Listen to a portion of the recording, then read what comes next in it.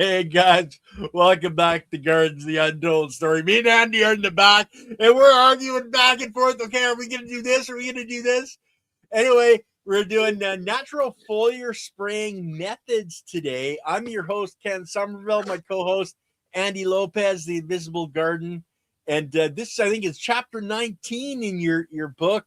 Don't panic, it's organic. You guys can buy it off of Amazon. Go through Andy's website, though, because it gets screwed up. Other people are selling it. But anyway, guys, natural foliar spraying. And Andy's got, I think, a video or something he wants to bring up so that we You don't know. I didn't tell you. Oh, well, I'm not going to bring it up until you tell me to. I told you it was a surprise. Okay, well, I'm going to be very surprised, okay? Okay, so are we up? Is it happening? Well, we're live. We've been live for a minute, and I've just been yapping because I'm sharing. You can see me, my handsome self up there. Okay, there you go. I'm sharing it now. So I've been doing foliar applications right from the very beginning. So I've been doing it like 1,042 years now, something like that. Yeah, and you're old. Yeah. And so I have on one side, I'm going to show you me at work for this. One of the things that I'm helping you. I'm hoping that what you're going to get from this. See, if you're looking for a job, you can do this for a living. Really, really easy. You learn the foliar spraying. You don't need a job to do foliar spraying. You can foliar spraying your vegetables, foliar spraying your plants. So I'm going to go through the process of why you foliar spray in the first place. By the way, this particular stuff, I don't know how many people remember Michael Whitman. He has his wood vinegar. So the way I met Michael, one of the things that Michael does is he was selling this bamboo vinegar, which is, by the way, is illegal to buy in the United States because it comes from China. Bamboo vinegar. I love it. So the foliar spray is Blue Sky Biochar is right. So it's Michael's channel. Yeah, Michael has he no longer sells this company because the United States won't let him sell it in the the government won't let him sell it in the United States. So he makes his own the wood vinegar. So it's not bamboo vinegar; it's just wood vinegar. I personally am amazed with the bamboo vinegar. So to me, foliar spraying. First, I have to know what it is. Something going up. Do you know what it is, Ken? Yes, it's when you spray different nutrients or different applications. You can use a foliar sprayer, which means you're basically misting or the plants, the bark, the soil if you want, although that's more of a soil drench than a foliar spray. But you're spraying components and biology, hopefully, onto your plants to help support the plants to get healthy. If they're sick, this is a way to save them. But when you give them the building blocks and the biology, they're going to build more cells and healthy cells, and you're going to have healthy plants. That's right. You're very good at that. Because for me, when I started my business, people will call me up and say, "This tree is dying. This tree is sick," and so I have a runny nose. I have a sinus infection. Maybe not. Anyway, so my first thing to do is, what do I need to do to keep this tree from dying? Yeah. And I learned a long time ago, okay, I'm going to heal the soil. Well, that's going to take some time to work. It's not going to be an overnight thing. You're lucky if in a month you may be starting to get some reaction. A year is too soon. 3 or 4 years. I tell people, how long have you been doing this in your house? How long have you been using the city water? You've been here 20 years, and you want to do something to the soil in a month, it just changes. No. So you're lucky if it doesn't take you another 20 years to get it back to the beautiful, luscious, living, self-sustainable soil. And so in the interim, because it takes a while for the root systems to work, people are constantly trying to say, well, why do I have to do this once? I have a bunch of customers lately. Oh, I didn't see the part that said monthly. I said, yes, you have to do this every month. You got to eat food on a regular basis. You can't just eat once and then say, I'm done, and expect to survive. And so but the root systems are not working. You can put the reason why chemical fertilizers work is because it's a chemical and it gets literally injected into the plant. The plant goes, oh wow, it doesn't have to be working. Whereas now, I do want to point out to people, guys, Andy's in Malibu. He's working with soils that are absolutely depleted of any organic material. Yeah, it's dirt. So if you're in, say, Oklahoma and you're doing your own garden, you might not have those major problems, but foliar feeding definitely helps everything to progress. And of course, you want to get the biology in the soil because that's the foundation of life, on this planet. And you have more control over what type of nutrients you're giving, because the whole thing is that there's an interruption in the mineral availability when the system's not working. And that interruption always shows up as a pest or a disease. You can quote me on that. Right? See what I'm saying? Well, yeah. Well, if you don't have the building blocks to build healthy cells and healthy biology, everything starts to fall apart. Hang on. There you go. All right. So I just thought I'll answer this because this is okay. I was watching Supergirl the other day, and she was his mother was saying, "What is the single most important thing in your life? You got to concentrate on that. That's everything." And so this is the single most important thing in my life, answering people's questions. So I have to concentrate. No matter what I'm doing, I automatically stop and do it. Cauliflower looks like it got eaten down to the stem. Any chance of recovery? No. That's too bad. But it became food. You did not. So and I'm surprised at you. You see, I thought you were can recover and grow new leaves. Well, yeah, it's going to take a long, long time. And it'd be easier just to start over again. It may put out new shoots. But personally, my point is that what you're feeding it, what the soil is feeding it, is what is missing, what you don't understand, or rather what you're not feeding it. And you're probably not doing foliar application on those plants, because if you were, you wouldn't be having this problem. One of the advantages of doing foliar application is that you can also confuse the plant, the bug was going after the plant. You see what I mean? So at the same time, you're feeding it because, there's a problem. Basically, if you was to do a refractometer reading on those plants, you would find that they're low. And that should automatically trigger you to say, oh, low refractometer reading means bugs are going to eat it. That's Mother Nature saying, go for it and disease it. So you have to say, okay, why is my refractometer saying this? It's lying to me, right? This is not it's called a Brix reading. This is not the Brix reading, but it is. And so that takes Andy, it's all about those complex sugars or not complex sugars. Yeah. And the bugs go after the non-complex, and that's where you're getting that lower Brix reading. Exactly right. There's complex sugar and non-complex sugar. I think it's called simple sugar. Yeah, I think so. Is your simple sugars? No, it's simple carbohydrates and complex carbohydrates. You got me all screwed up, buddy. Complex carbohydrates and simple carbohydrates. Yeah, the bugs are genetically bred to eat simple carbohydrates for energy. They go straight through that, and they use it to survive, get stronger, build things, right? Whereas the complex carbohydrates, they cannot process. And the word gives it away, complex. So it's too complex for them to absorb, right, to use. Yeah. See? Right? The same thing with humans. When you start having, I want to be able to move my thing. I don't see it. Where do I click on here? Maybe I could do that? No. Oh, God.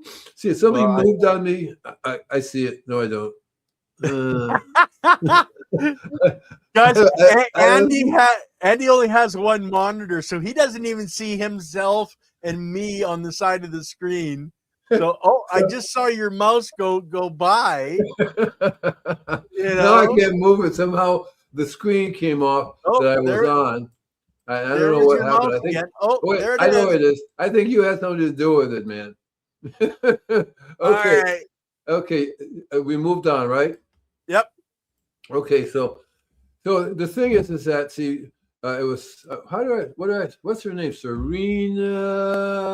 What is it? It's a long name, huh? Seren. No, we're all four. Okay, I got it. All Serena right, 49. Norell. What? No, I'm going to Serena call her Norell. 4960. I'm going to call her 4962. Hi, 4962. I like that. So much easier. Everybody should have a number, right? I could be 1218. I like 1218.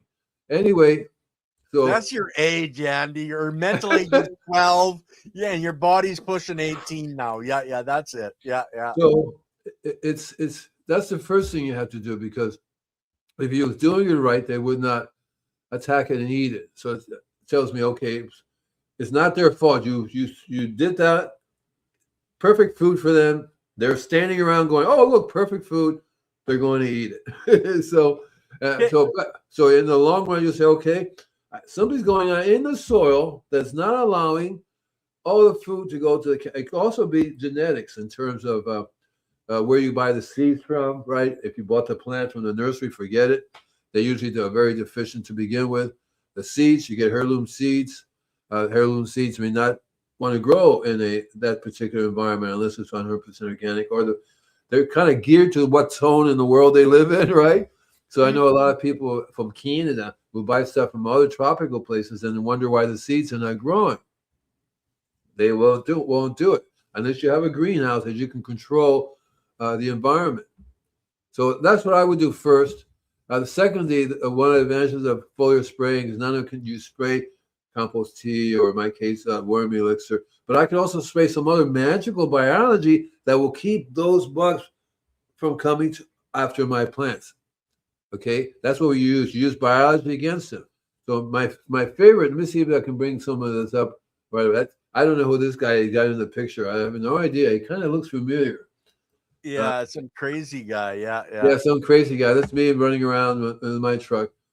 And I've been, like I said, I've been doing this spraying stuff for a long time. It's really, you can spray anything, the lawn, the roses, the trees. You can use it as a car wash. On the side, you say, I wash your car too. So and this, this is me running around in the magical forest some people have. I treat, and this, I do this to all the trees. One advantage of foliar spraying a giant plant like this is that you spray the whole thing all the way up to the top. You're giving it nutrition all the way up to the top. So what it does is that, because sometimes, as there's a name for it, if you only spray one part, the rest of it may not get it. There's a name that's supposed to, that means transfers everything to everybody, right? Yeah. So the Yeah. foliar spray, you want it to come in contact. By being in contact, also, you can add some things that a buck. So just say the bricks level was already really low, and you want to stop them. I usually use a filter. And you want to stop them from eating your plants. So there's my friend, and here's the more of these.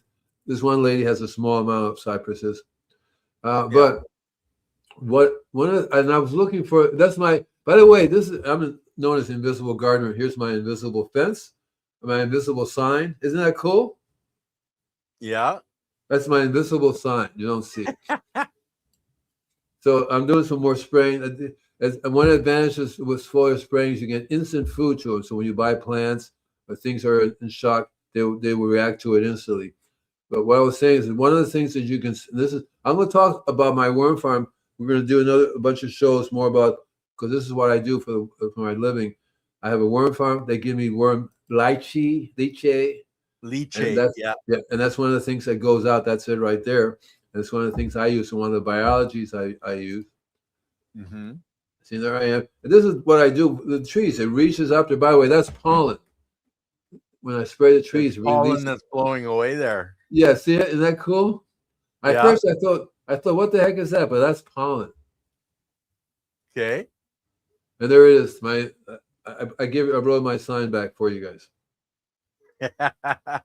So I was trying to find this.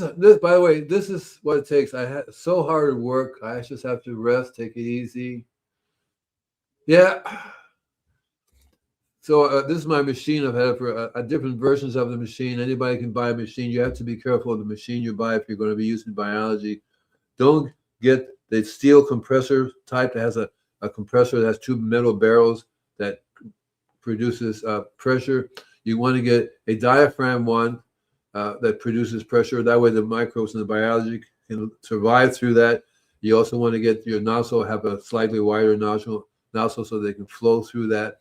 So that's important because if you get, and then the best ones, and they have some really good spraying now for making compost tea. They has a little bubbler in there. As you can see, my bubbler it's hanging over there, and that's what you want. This is 100 gallons. Sometimes you could do a 250-gallon version of it, and you're actually taking the biology to the. I use the filters when I go to the customer's place. I already have the liquid I made. I hook up the wholesale filter filled up with my stuff and that stuff, aerated, and then spray it. And I have some gardens have white flies. So when you spray the biology onto any pest or disease, there's an immediate reaction. The biology takes over, right? And then you can hear the disease going, ah, oh, oh. Same thing with ants. I think that's it.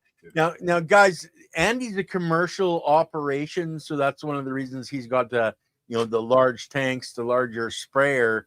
I have one. It's 25 gallons. It's meant for an ATV. If you've got a small garden, you can buy hand sprayers, pump ones that you pump up electric pumps too. Yeah, like my 25-gallon one, I actually built it so that I could pull it behind my garden tractor, and I can create a spray over 6 feet going up and down my lawn, spraying out the fertilizer, and then it's got the wand like you saw Andy using. I don't have as much pressure as you, Andy, but there's all kinds of ways that you can find. You can buy at the dollar store little 1-gallon pump sprayers that you can spray. So there's a lot of variety there that you could use for doing. Here's something interesting you could do too. So when I started doing this, I didn't know about sprayers or anything. So I went to a hardware store. I located a really cool brass. It's a little brass unit that you screw on your bit on the hose. Where before you hook up the hose, you scrap, and then you can screw the hose onto that. But it has a little siphon thing. It's the same ones that you can use for washing, putting soap on your car. Yeah. So you can siphon it right into your biology, whatever you want to put in that liquid, and then it goes out, and because that's what I was doing for a long time, spraying. See, and now you can spray. So before I forget, so the biology you want to spray, there's two main ones that are really, really cool. Okay, so there's a whole bunch of them, but these are the top two: cold brew coffee and garlic. Yeah. Those two, and don't ever mix the two together because it's just not normal. It's just not right. Well, I don't know. Yeah, I don't think I drink coffee with garlic in it. Some people are kind of crazy, You don't want to, even just talking about it brings me tears because I did that. And it was the worst thing. I don't know if you drink it or eat it, or I don't know what. I never smelled coffee and garlic together. But I tell you, it's very, very powerful because coffee by itself has all the right ingredients. These two things have specific ingredients that are very cool about them, is that they're systemic. Okay. So when I was young, maybe my 4 years old when I started my gardening business, I knew they sprayed. They used to sell tobacco extract. Yeah, it was a liquid. Yeah. Well, and the thing is, guys, the garlic in coffee can help get rid of the bugs, etc. It gives definite building blocks. But normally, when you're doing foliar sprays, you're wanting to just give nutrients. That's where the worm castings and compost extract, stuff like that. Right. You can do both together at the same time. You can do both at the same time. Yeah. So you just have to be careful. And sometimes it's really fun. Like I have customers that have citrus, for example. So And so Okay. the way I introduced them to my system, I asked them, well, why would you rather have your citrus tasting like garlic or nicotine or tobacco? No, or cold brew coffee. Because if you like coffee, let's go with the coffee, because it will change the taste of the fruit. Yeah. Well, it's just like, if you're feeding, straight out of a bottle in a hydroponic system, what you're putting in is the only available molecules for the biology to use to build the cells, which builds the fruit. So you're going to get that. That's where a lot of people, when they were using an abundance of bat guano, they used to get that flavor in what they were consuming. So yeah, too much of one thing isn't necessarily a good thing. That's for sure. So when you're spraying, you just have to understand that the basic principle of it.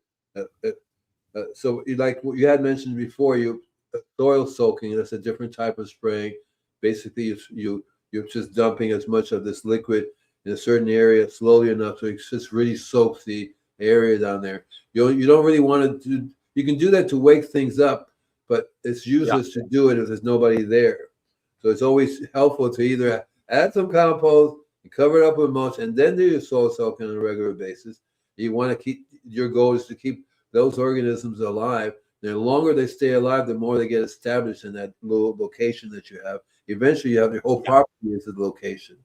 You see, you know what I mean. So the spraying is the foliar application is an amazing tool that if you're not using it, it's half the job. Right? You're working twice as hard to get things done, and so you always want to be providing nutrition at the same time that you're doing the pest control work or the disease work. But the diseases are very interesting too, because so people will call me. I got roses, and my roses have a blight, or they have this particular disease or that disease. And so, in organic gardening, they say these are certain things you could use for this type of disease or natural, like sulfur. Sulfur is there's another one called sulfur and copper, which I think is called Bordeaux, which basically means sulfur and copper. But these are like on one end of it, because you can use a lot of different things, but they're very same thing you can use. So if you have the disease, they say use the copper and sulfur, but you can also use milk. Milk will do the same thing as this chemical. It's a chemical, one what you look at it. You have to be careful. You kill yourself if you use too much, but they still can use it in the organic system because that's the way the rules are, right? But the milk will do the same thing. The milk has the biology in it already. So if you set the milk up, there are other things just like milk that'll do the very same thing. They're like compost tea works really good for diseases, because if you did a good job in producing your compost, your tea is going to be amazing with a wide range of soil biology, right? Wide range of biology. That's why I often see milk, pictures of milk, whole organic milk, whole, rather than no fat. The fat is what really makes it work.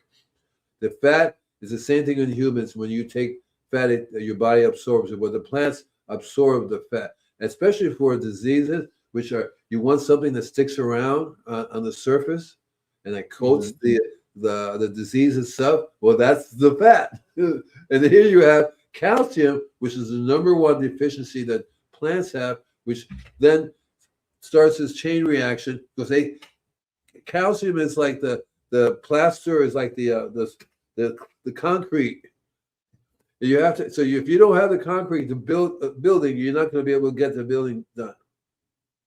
Okay. Anyway, Serena's got a question for you. Does garlic repel squash vine borers or squash bugs? Well, first of all, you want to keep, I told you before, I have to talk more about what you're doing or what you're not doing, because these guys will not come around if you was paying attention to those specific needs. But yes, either the garlic or the cold brew coffee are a very effective tool against them. So you have to learn the strength. You have to learn the variety, because so there are different types of coffees, just like there, and the garlic also can be approached slightly different, because there are many different types of quote garlic from around the world and things garlic like. And so In my garden here, for example, I have sage, I got rosemary. Rosemary alone will do the same thing as garlic does, but again, you have to find the type of natural plant that you like in your food or you like to smell. Because some people don't like the oregano, for example, is too strong, or the rosemary can be too strong. But if you like lavender, but you want to go very, it's constant. You make a tea out of it, and you can spray the plants with it.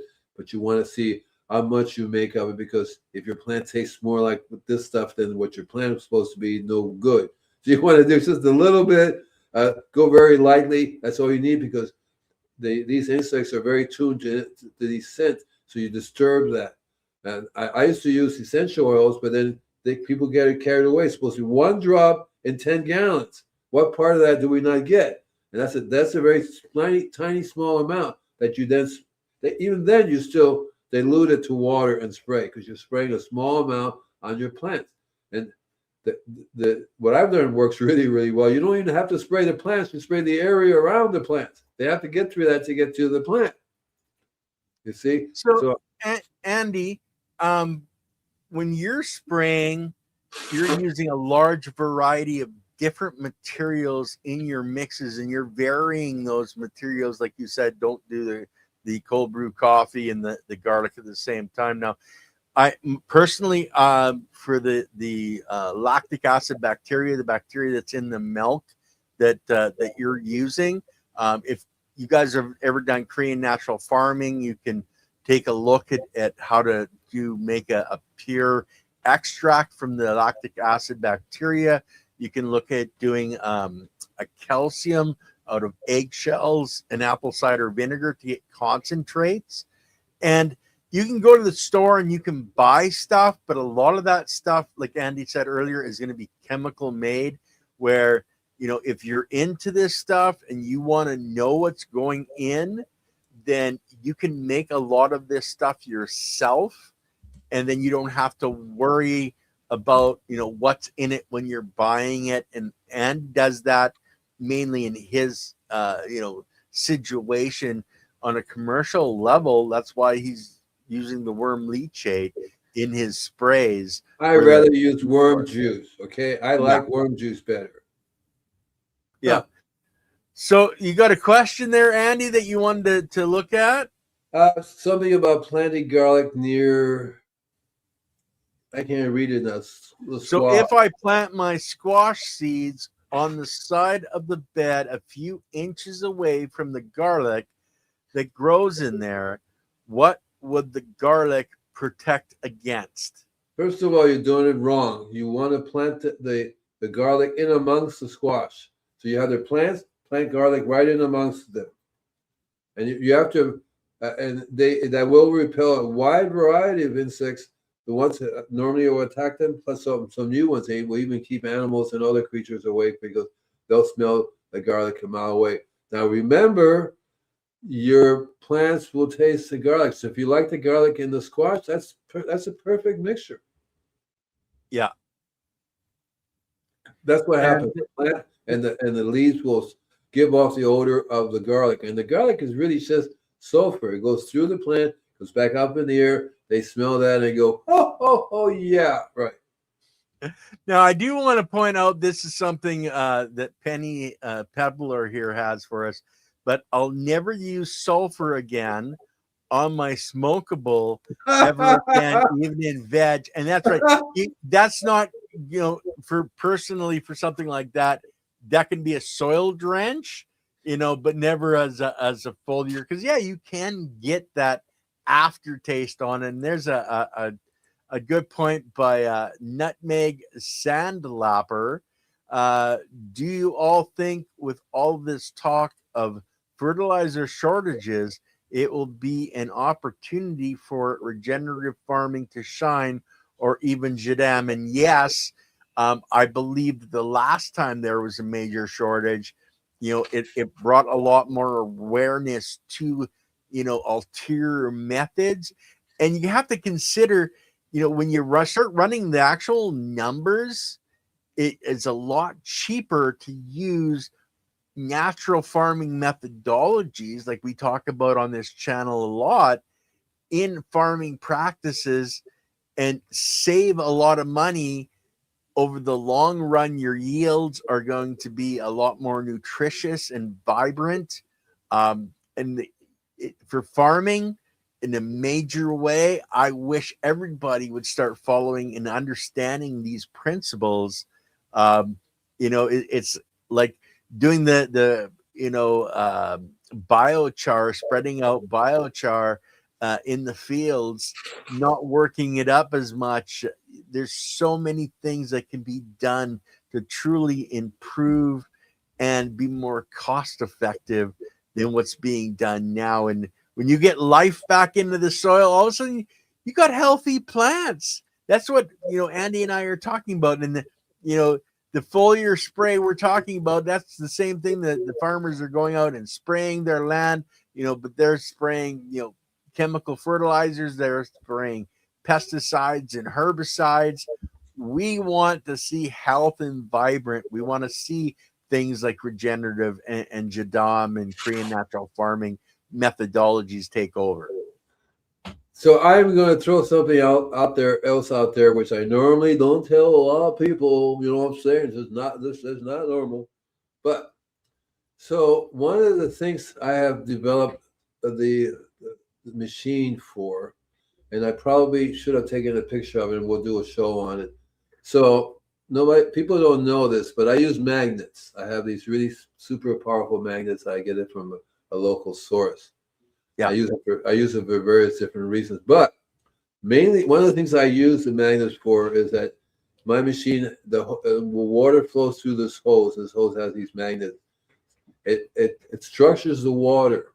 It changes the water to structured water. That's what. So if you're using, so I have a filter, but it's coming from the city, which means it's unstructured. That water is not doing anything for the Mother Nature, because it has too many 90-degree bends, so many different things that they take the water. It's not like spring mountain water, right? Yeah. So structured water inherently attracts minerals, and it makes it really super easy for the biology, which is also very good at working with structured water, to use the minerals. Makes it readily. That's the reason why it becomes available. So there's a difference between spraying with water. You're making your liquid biology and everything, but you're not using structured water. You're using filtered water. So say, okay, I'm filtering the water. At least it's not city water, right? There's a big difference, and you can find out for yourself. You just buy some magnets, put it around the hose. Do one without the hose, one with the hose, and just treat the rest of the plants the same way, except spray, right? And you're going to see the difference in growth. Eventually, the way I do it is everybody gets it. Everybody gets it. Yeah. I also have it for my water when I drink, because I'm like. And it's a fantastic way. And I know we've had Dr. Gerald Pollock on talking about the fourth phase of water. Yeah. And this is one of the ways that you can help to progress that. You can also, build yourself a fountain where it sprays up and gets sunlight and energizes. That's where the magnetics are energizing things. But I do want to point out that Serena says her Boy Scout troop in her local area, they have their own compost facility where they sell mulch, etc. Check your local area for local suppliers, guys. But I do want to hit on stonemason.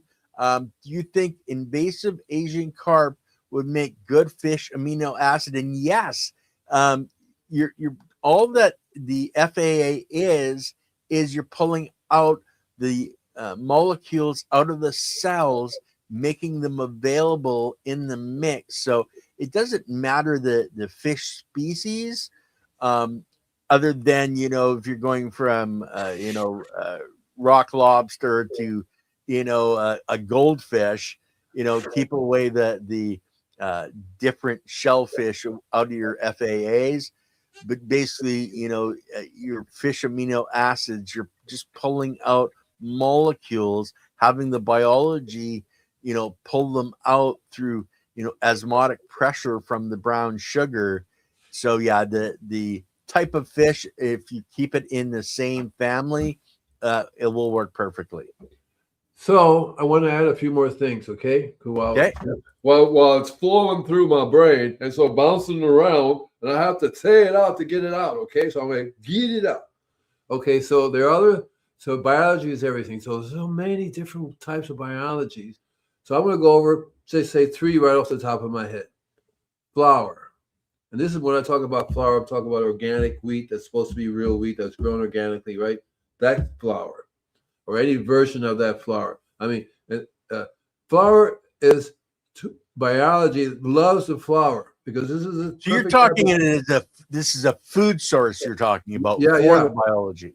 Yeah. So in the flour form, and I have some videos of it the other day when it rained. I caught the rain and I added some. I have a cup of flour in each of them, and I stir it all up. And I also do my liquids in there. And so this is a slightly different mixture.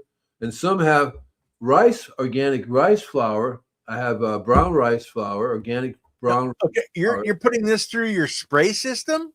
Yeah.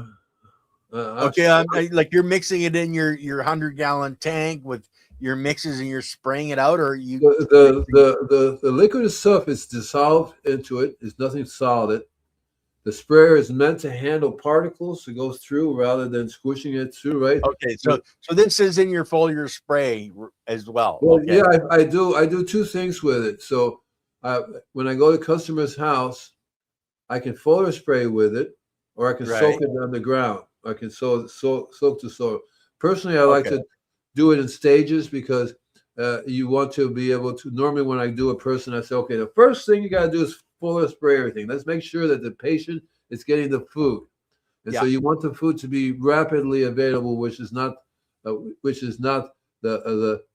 flour is the one that's rapidly available, so they will get the food right away. But it's not just the flour has a specific biology to it, so I'm adding that biology to my biology, and they function really well. As a matter of fact, it amplifies a much. You get 10 to 100 times more out of them than if you did it. So, and each one of these type of biology has a unique.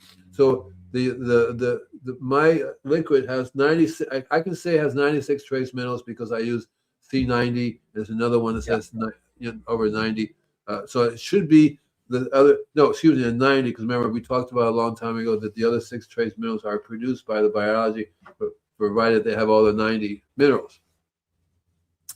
So anyway, so the rice is released slower than the wheat, and again you can apply it to the leaves, but the best thing to do is to apply it when you have an environment, the soil. So you have a customer or your own place that's barren, doesn't have anything there, so you want to bring compost and mulch, blend it all together. So that's the first stage of it.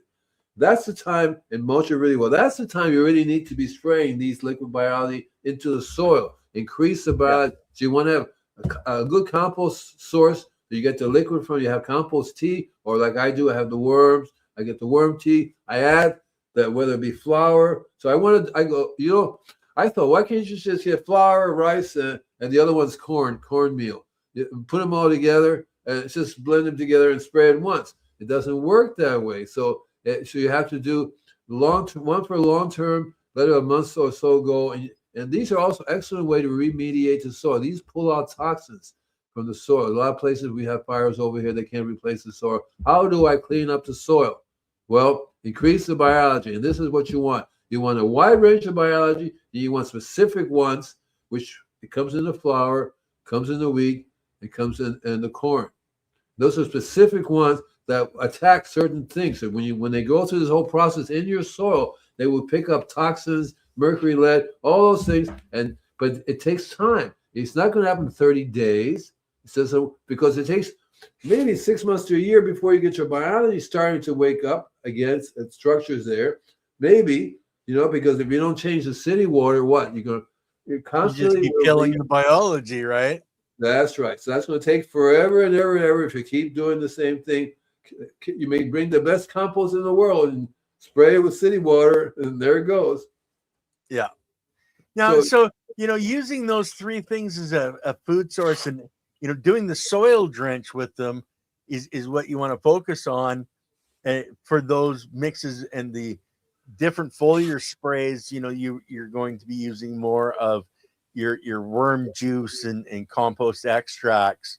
But like you mentioned something very specific, Andy, and that was the mulch. If you don't have that mulch on top of your soil, So that's creating organic material going into your soil, yeah, you've it's got going to bake. dirt. You have no life. It doesn't matter how much It's you going to spray. bake. So one of the things I love about these people, oh, I know everything. I'm going to do it. So I'm going to go buy the best compost in the world. I'm going to put it around the street. They put it right out. They left it right there, and I'm looking. I'm going, ugh. So I know they're killing it, right? everything's going to die. The wind's going to come and go. Yeah. Nothing there. And I said, you missed the important part. No, everything's fine. I said, I didn't tell you to do that. I said, buy the best compost. Make sure everything's in it you want. Get the best mulch that you can get. Dig the compost into the soil. Turn it over. Get it down there. Stir it all up. Pat it down. Put the mulch on top. And then you just don't do it once. You may have to add mulch on a regular basis and compost and mulch on a regular basis. That's the way Mother Nature does it. Normally she's adding stuff on a regular basis. You have to build it all up because it's going to dry out. The sun over here, 100 degrees in Malibu. Yeah. So it's good. And I think everywhere it's going to be really super hot. So if you don't want to have problems down below, you have better formularia. An ideal scenario would be very easy, okay?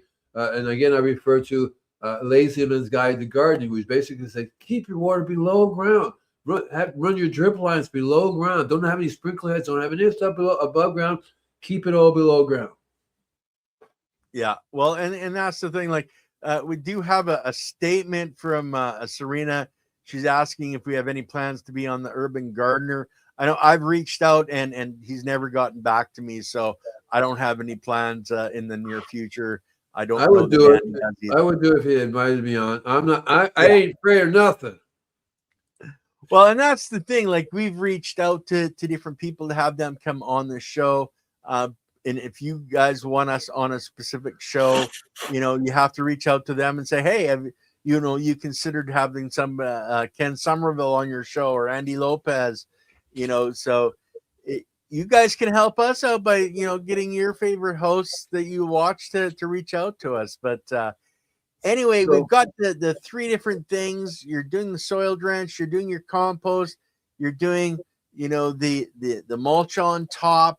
So we've sprayed the plant to keep the plant healthy and alive, while you're starting to recondition your soil.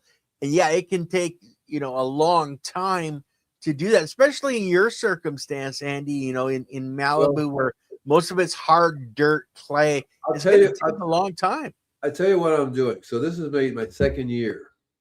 Yeah.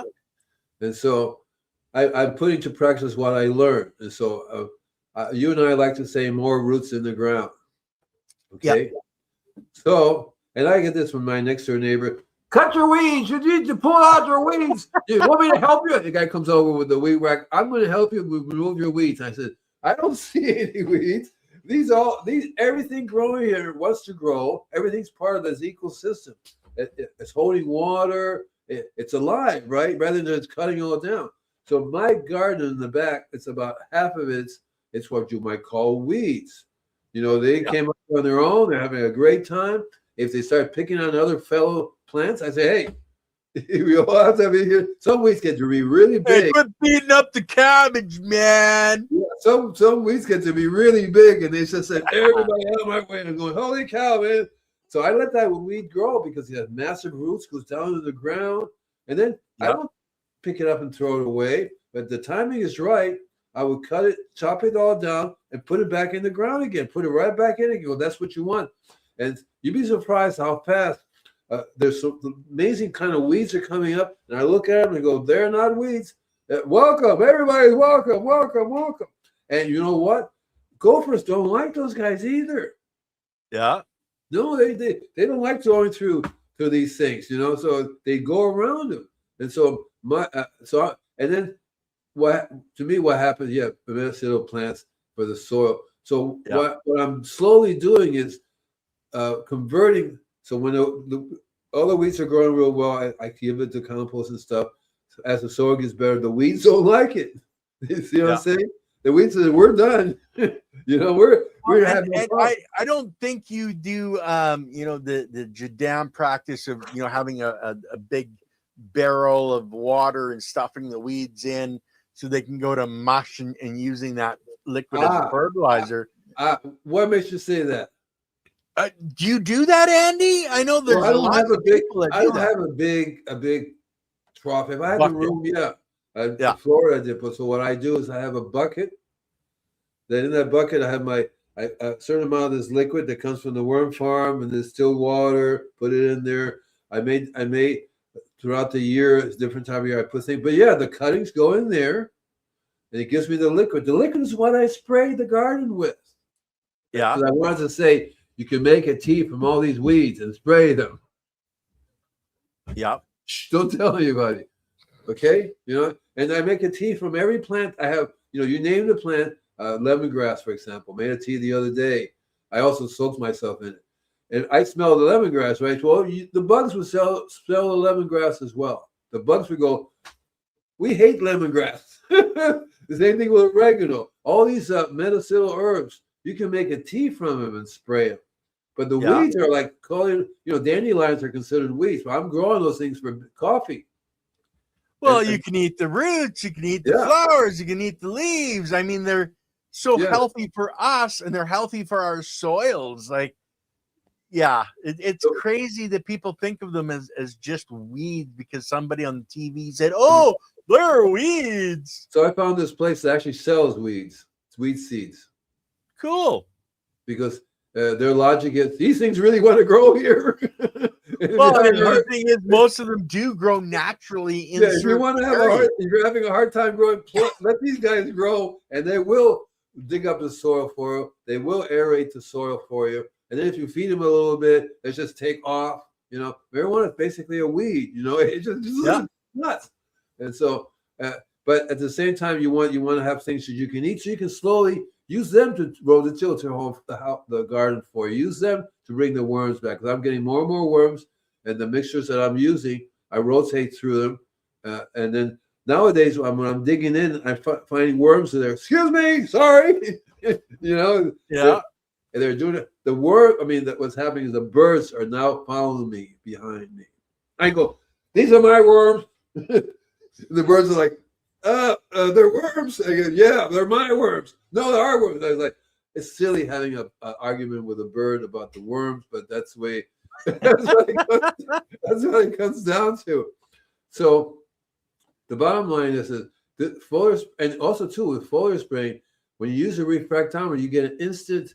You get as opposed to putting in the ground. If you're feeding normally through the ground, if you do something normally in the ground, you're really going to have to wait a couple of days to be able. Even then, you may not be sure of the results because unless the plant's totally healthy, and then you don't really need to do a reading with. So it's hard to measure what the effect of putting something in the ground is. Whereas if you spray the leaf with this mixture before and then the following week, if you spray it too soon, you're actually measuring what you sprayed. Yeah. Okay. So I learned that from experience. Oh, look, this went up. And I go, wait a minute. That's what I should spray, because I didn't give it enough time to sort of dissipate and go through the process, right? Yeah. But it does stay in the plant, and the plant does absorb it. And so you can use a refractometer on a monthly basis to determine the conditions of your plant and whether your progress is working or not. And we got a question that's going to give you chuckles there, Andy. Do gophers hate garlic? No. So you're not going to get rid of your gophers with garlic, Serena. Sorry. Oh yeah, they do. They do hate garlic. I'll give you an example.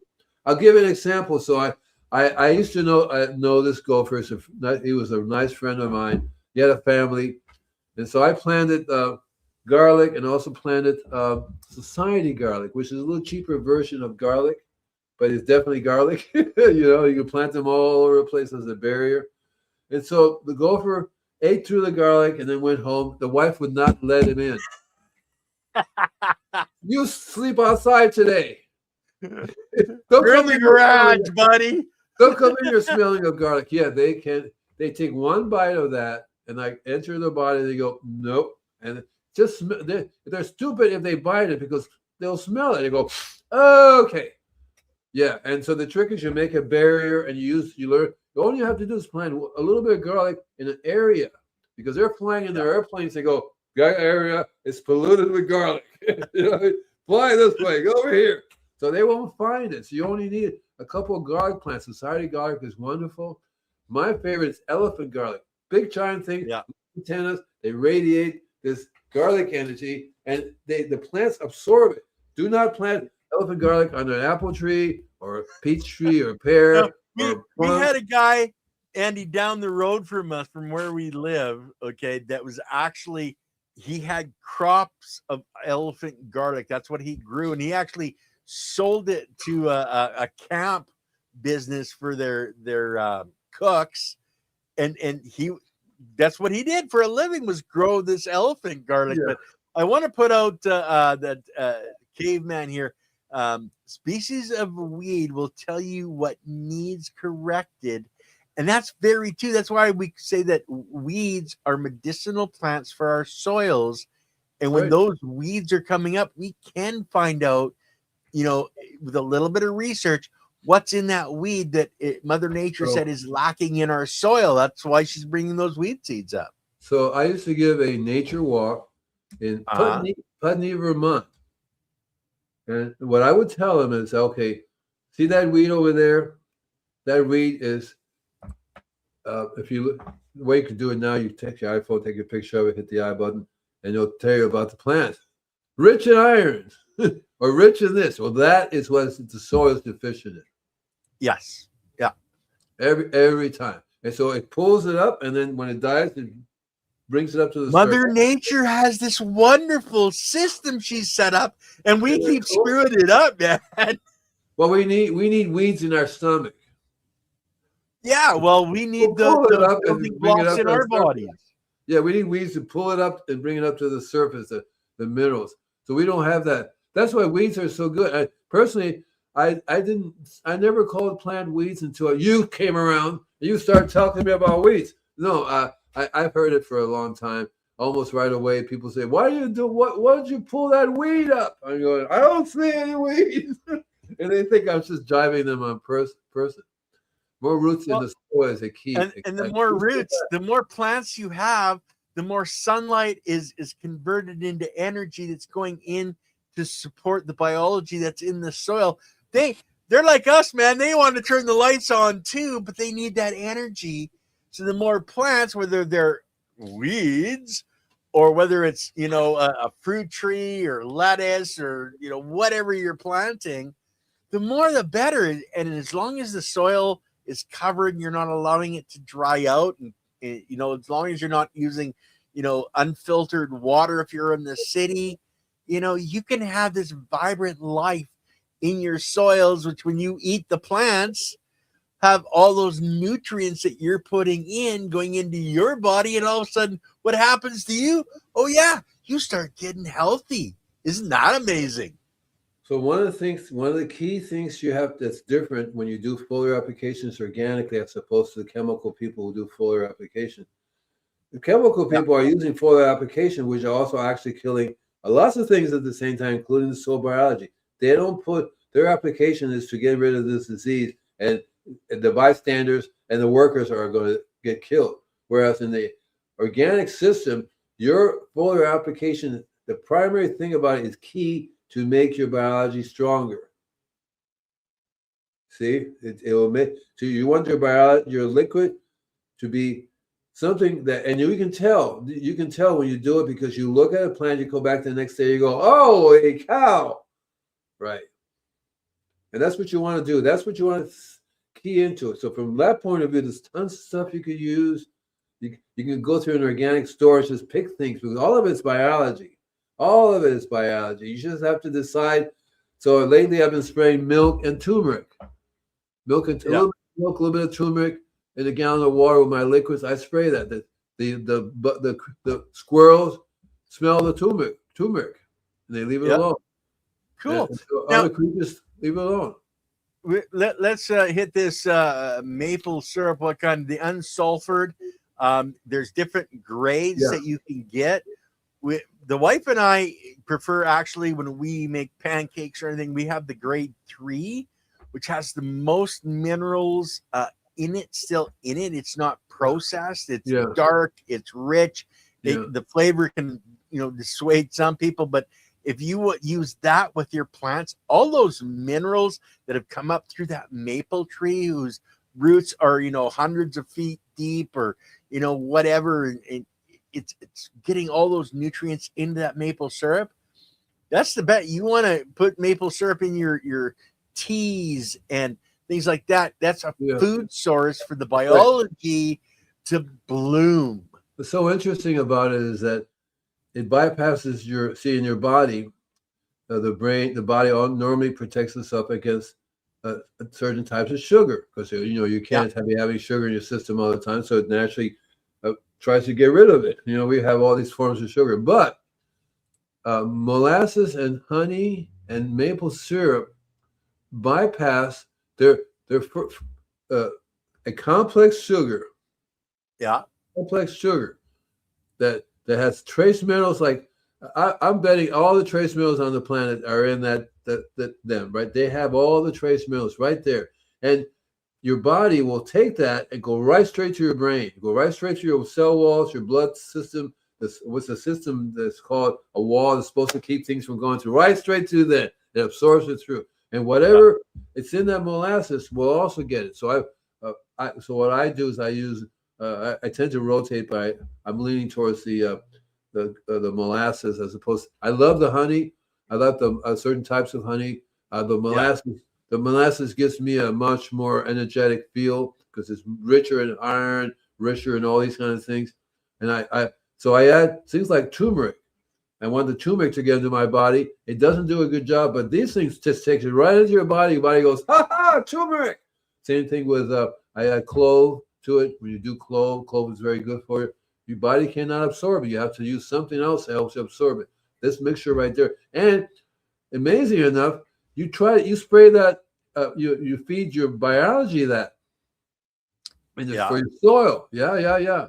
So and that's it. You need the building blocks for the biology to be able to create themselves in order to create cells for your plant, which we consume. Then we get those minerals and vitamins out of that. So it's a win-win situation when we do this and set this up right. And that's where, Andy, you've been doing this for years, setting it up right for people. 2.5 years. That's it. That's about as much as I've been around. 2.5. Yeah. 2.5 centuries, you said? No, millennium? I just turned 77. So yeah, I'm having a midlife crisis right now. I want to stop gardening. I want to become a famous painter. Oh, I thought you wanted to work in the male film industry, Andy.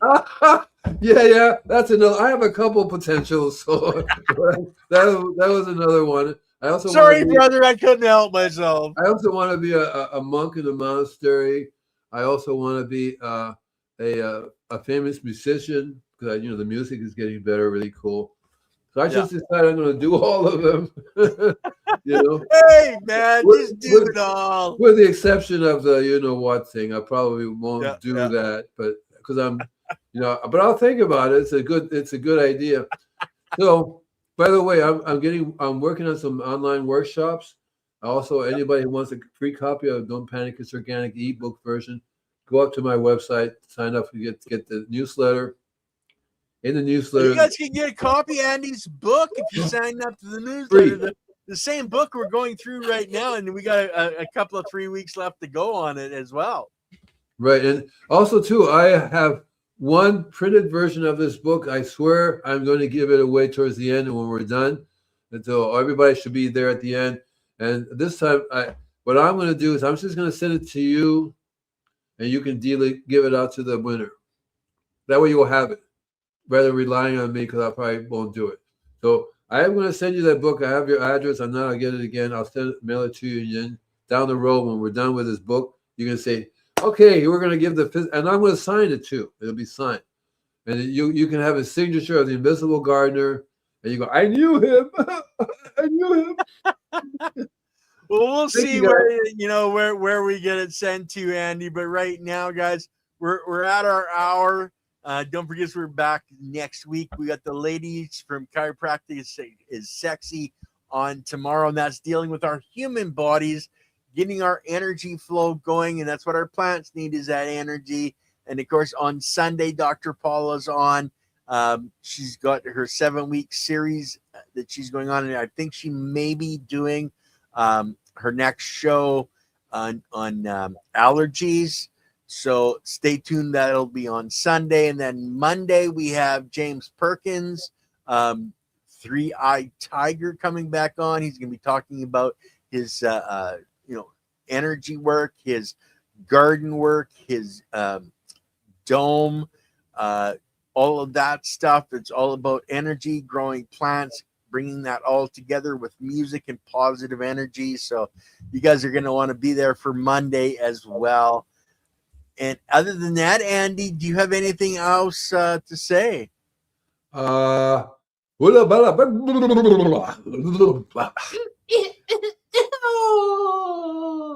on that note, guys, we'll see you in a few days.